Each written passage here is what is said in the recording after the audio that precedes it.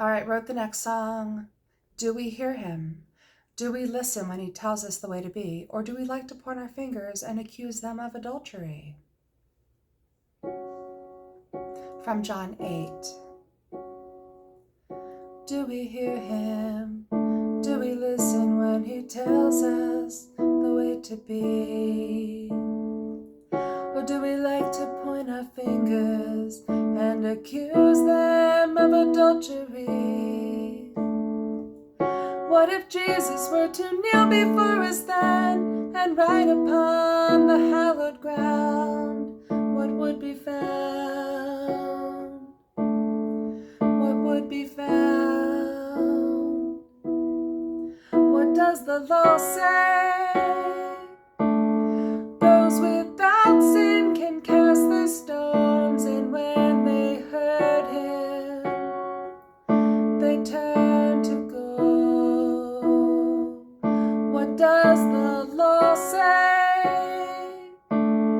Those without sin can cast their stones, and when they heard him, they turned to go.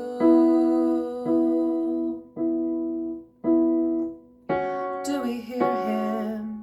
Do we listen when he tells us the way to be? Or do we like to point our fingers and accuse them of adultery? What if Jesus were to kneel before us then and write upon the hallowed ground? What would be found? What would be found? What does the law say? Those without sin can cast their stones, and when they heard him, they turned to go. What does the law say? Those without sin can cast their stones, and when they heard him, they turned to go. They turned to go.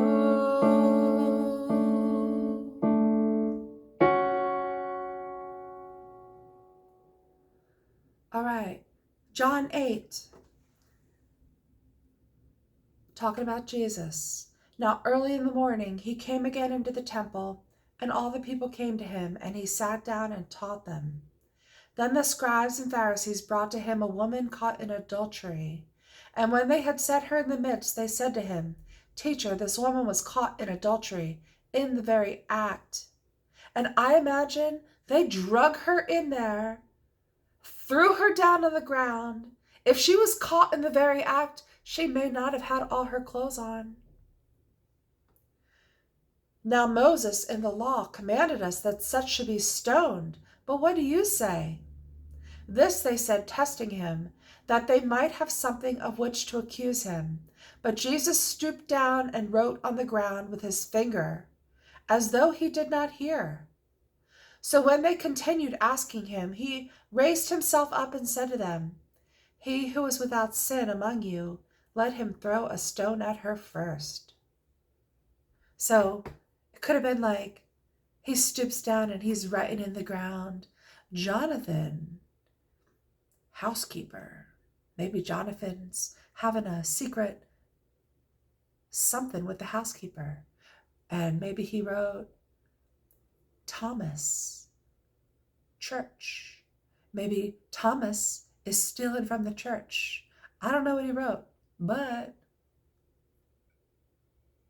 then those who heard it, they heard it.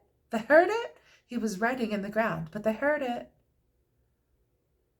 Being convicted by their conscience, went out one by one, beginning with the oldest even to the last. Because, the older ones probably had a little bit more underneath their belt that he exposed. And Jesus was left alone, and the woman standing in the midst. When Jesus had raised himself up and saw no one but the woman, he said to her, Woman, where are your accusers? Has no one condemned you? She said, No one, Lord. And Jesus said to her, "Neither do I condemn you. Go and sin no more." Jesus says, "I do not condemn you.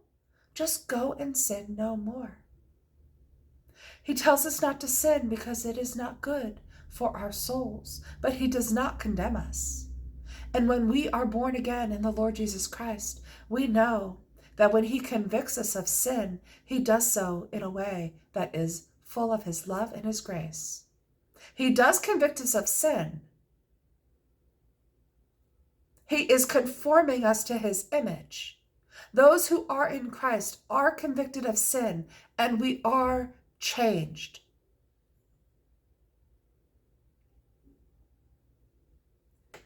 She said, "No one, Lord." And Jesus said to her, "Neither do I condemn you. Go and sin no more." Then Jesus spoke to them again and said, "I am the light of the world. He who follows me shall not walk in darkness, but have the light of life." He's saying it again. Remember in John 1, he is the life. He is the light of men. And the light shines in the darkness, but the darkness does not comprehend. Those who are religious are in darkness. God says, "I've put them under a deep sleep, and there is a curse upon the land." So he says, "I am the light of the world. He who follows me shall not walk in darkness, but have the light of life." The Pharisees therefore said to him, "You bear witness of yourself. Your witness is not true."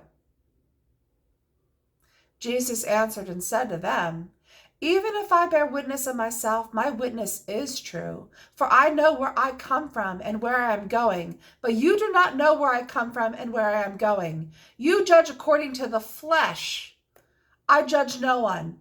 And yet if I do judge, my judgment is true, for I am not alone, but I am with the Father who sent me." He says, "I'm not judging, but even if I were to judge, because the Father has put all judgment into the hands of the Son, but his time had not yet come.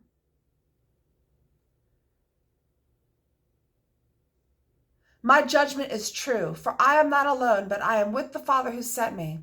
It is also written in your law that the testimony of two men is true. I am one who bears witness of myself, and the Father who sent me bears witness of me." Then they said to him, "Where is your Father?" "Where is your God?" they say. "Where is your God? Where is your God?" They mock me. I wrote that song. "Where is your God? Where is your God?" They mock me. Jesus answered, "You know neither me nor my Father. If you had known me, you would have known my Father also." These words Jesus spoke in the treasury as he taught in the temple, and no one laid hands on him, for his hour had not yet come. So the song is, do we hear him? Do we listen when he tells us the way to be? Do we love with the love of the Father? Have we been forgiven so that we understand what it is to show grace towards others? Or do we like to point our fingers and accuse them of adultery? Do we understand that it is only God who convicts of sin? It is only God who also can change us, who can convict us and then do a work in us?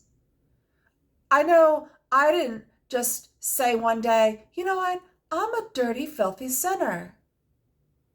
I mean, I didn't see my sin until Christ showed it to me.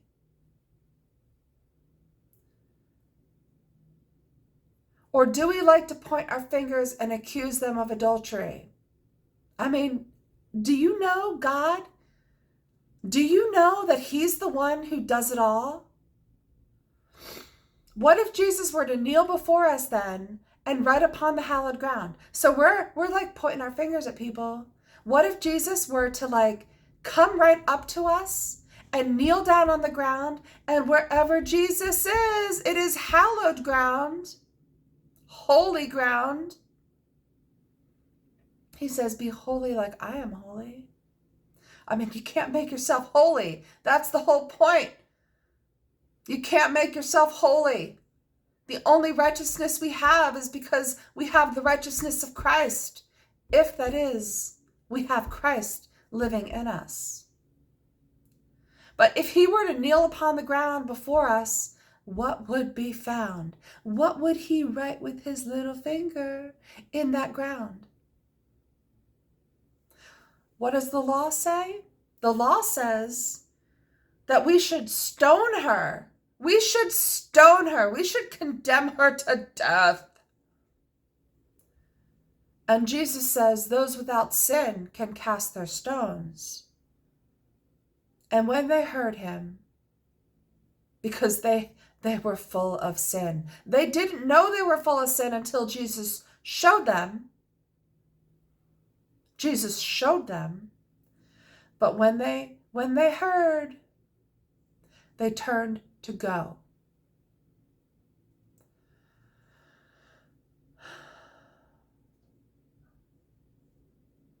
That's all I have to say. God bless you.